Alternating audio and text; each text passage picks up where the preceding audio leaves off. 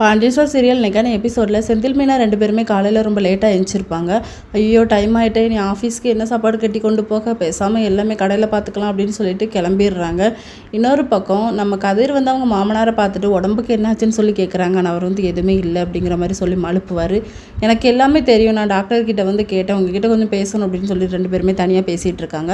வீட்டில் இருக்க யாருக்கிட்டே சொல்ல வேண்டியதானே அப்படின்னு சொல்லி சொன்னால், இல்லை எல்லோரும் தெரிஞ்சால் ரொம்ப வருத்தப்படுவாங்க, என் குடும்பம், என் தம்பி எல்லாரும், என் பொண்ணு கூட வருத்தப்படும், அதனால தான் சொல்லலை அப்படின்னு சொல்லிட்டு, சரி இருந்துட்டு போட்டோம், அடுத்த ட்ரீட்மெண்ட் என்ன பண்ணணும்னு சொல்லியிருக்காங்க அப்படின்னு சொல்லும்போது, இல்லை திருச்சியில் போய் பார்க்கணும்னு சொல்லியிருக்காங்க அப்படின்னு சொல்லும்போது, நானே நாளைக்கு உங்களை கூட்டிகிட்டு போகிறேன் அப்படின்னு சொல்லிட்டு, இல்லை என்னால் உனக்கு எதுக்கு வீண் சிரமம், அதெல்லாம் தேவையில்லை அப்படின்னு சொல்லும்போது, இல்லை நானே கூட்டிகிட்டு போகிறேன், உங்கள் நம்பர் தாங்க அப்படின்னு சொல்லிட்டு ஃபோன் நம்பரை வாங்கிட்டு போகிறாரு.